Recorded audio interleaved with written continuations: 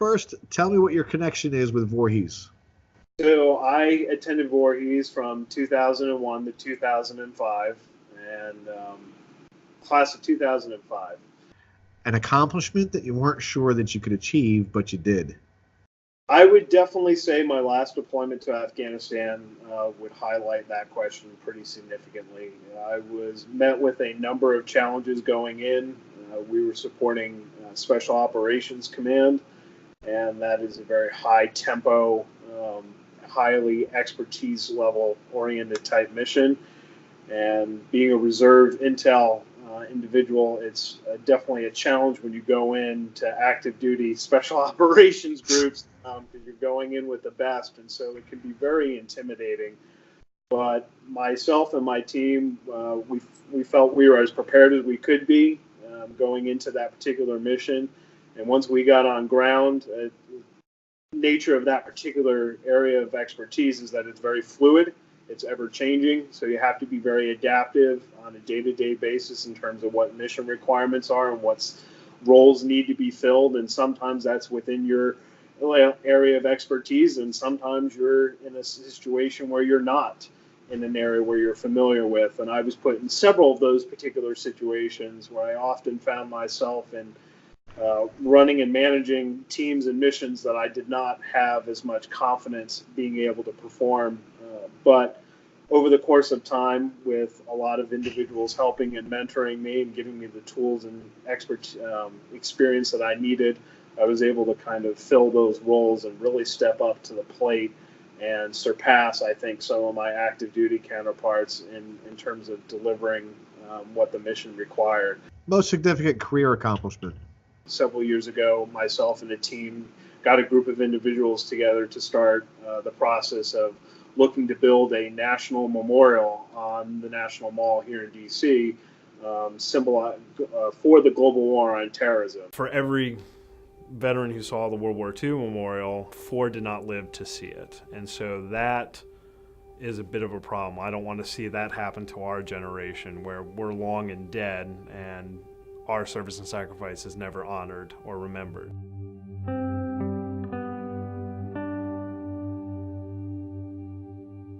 My name is Sergeant Chad Longell of the United States Army. I served in Iraq in 2009 and in Afghanistan in 2013. I'm a member of the Board of Directors of the Global War on Terrorism Memorial Foundation. Being that the global war on terrorism is going to likely be a generational war, we realized that more than likely, if we waited until the so-called end of the war, many generations would never see a memorial built in honor of their service and sacrifice. There was another gentleman, a captain who was a helicopter pilot in Afghanistan named Andrew Brennan. We said, why don't we join our teams, join our networks, and the two of us, two average veterans of Iraq and Afghanistan, can come together and make this happen for an entire generation. And many people have asked us, well, why now? The war is still going on. Why have a memorial? Well, when the United States seized the first airfield in Kandahar in Afghanistan in October 2001, the average company first sergeant was about 40 years old. Today, he's 56. By the time this memorial is complete, he'll be in his 60s, bringing his grandkids to the memorial. And I do not want to see his grandkids come to that memorial without him. Our memorial is going to memorialize the service and sacrifice of everyone who's been involved in this war. We're calling it the Global War on Terrorism Memorial because that is how the Department of Defense has designated this particular war. That's what our service, you see I wear my service ribbon here, is called the Global War on Terrorism Service Medal. There was an act passed in Congress called the Commemorative Works Act of 1986. As part of that act, it requires a 10-year waiting period till the end of hostilities in order to have Congress commission a national war memorial. Today's global war on terrorism is the longest ongoing war. We don't know when it will end. That 10-year restriction on the end of a global conflict like the global war on terrorism is likely not to happen in our generation. Our act before Congress does not change the Commemorative Works Act. All it merely does is ask for an exemption for that time frame so we can begin the process of building this memorial and healing the nation. And once we finish getting our authorization, We'll have about a 2-year process of working with the Department of Interior to select a site somewhere on the National Mall. And then at that point, we will work to launch a national design competition with many, many veterans involved in their input. And we will select a design and then go on from there to construction. And it will be built mostly by veterans. And then we will have a dedication, hopefully by Veterans Day of 2024. This memorial isn't just an act of remembrance. It's a continued call to action. The way we can truly honor and remember the service and sacrifice of this war is to get this memorial built. So that way future generations, when they come to Washington, D.C. and they see the National Mall, they are reminded that America's longest war is still ongoing and that our service and sacrifice deserves an opportunity to have their voices heard. This is something that will have an eternal, everlasting impact on the memory of those that I've served with and those that I haven't directly served with, those who have perished, including some friends of mine. Being able to enshrine the values of what I look at as our sense of service and sacrifice in defense of the values of this country, being able to put that in stone forever on the National Mall is certainly going to be an unbelievable sense of honor when we finish here in the next couple of years. But getting that bill passed and getting that charge and confidence from Congress and from the president himself in being able to accomplish that mission was pretty moving and significant. I mean, even people that I'm no longer serving with, they're obviously I'm still in, but there are several people that I've served with who have gotten out. And so I don't see them every weekend, or even some of the active duty units that I deployed with that I only saw when I was deployed with them. We stay in great contact. The military is a family, and we try to take care of each other and stay engaged with each other a lot. And so I stay in touch with several friends of mine from basic training back in 2008 when I went. Each of my tours, there's several people I stay in contact with. I see regularly. Some of them I'm involved in some of these projects with. I've kind of solicited them into some of my efforts. But yeah, there are several that I see that are all across the country, all the time. So it's definitely, I think, a bond that you can't break. That even if you don't communicate with everyone regularly, the next time you see or talk to somebody, you literally pick up where you left off, because you build a bond overseas that is really just unbreakable. And I think if you're willing to, bleed and cry with each other, and give your life for each other, it's pretty hard to separate yourself from that bond with individuals. It's no different than I think with a lot of first responders we have, locally. It's the same kind of sense of sacrifice and the bond that kind of creates, because you have to have a tremendous amount of trust with each other, obviously, to go into battle or with someone who also has a weapon that can kill you. So it's definitely tough. That gets shaken sometimes.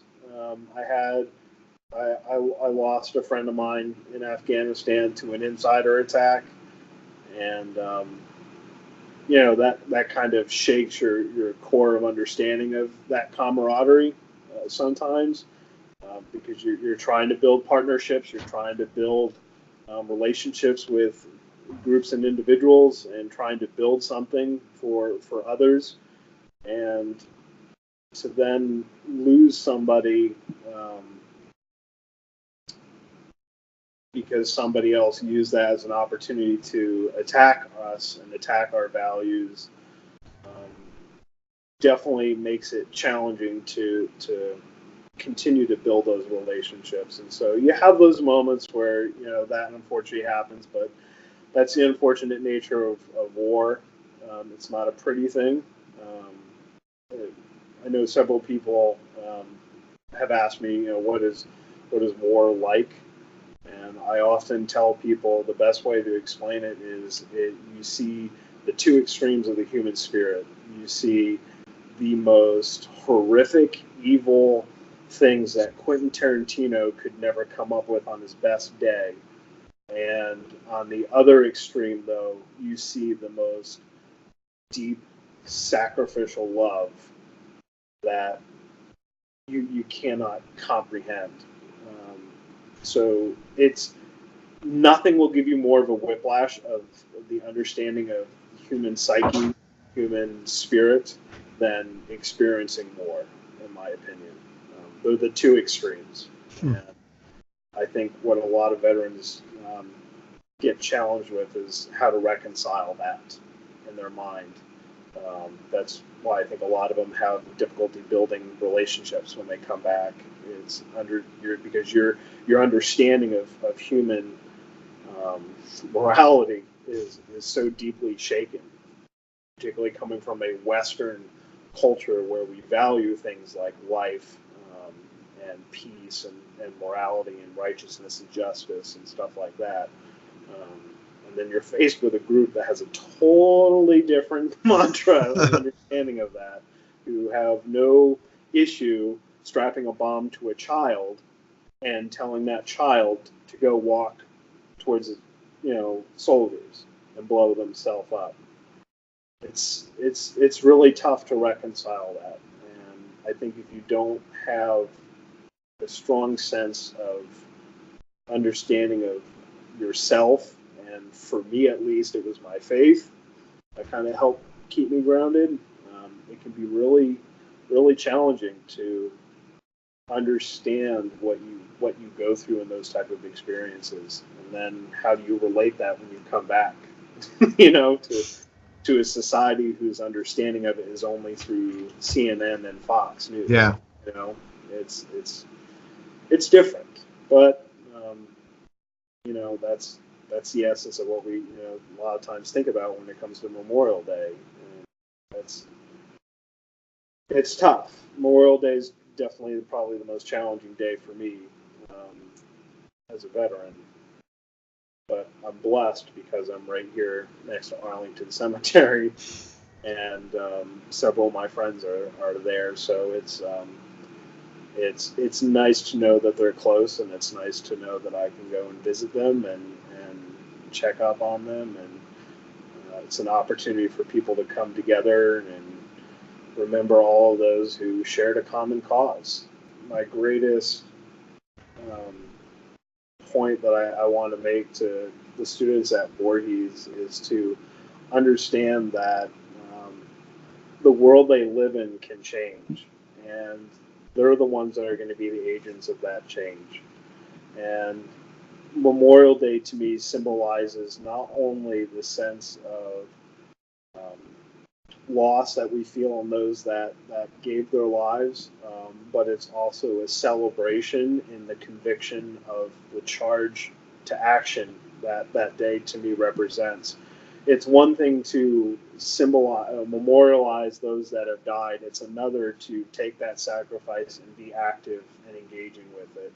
And I think if this country is going to continue to be a beacon of hope, of freedom and liberty, and standing up for those values of justice and peace in the world, we have to have a generation of people who are willing to step up to the plate. And again, that's not necessarily through military service. It doesn't have to be through that. It could be serving a local service organization. It could be serving your local church or religious institution. It could be serving in public office or being a first responder.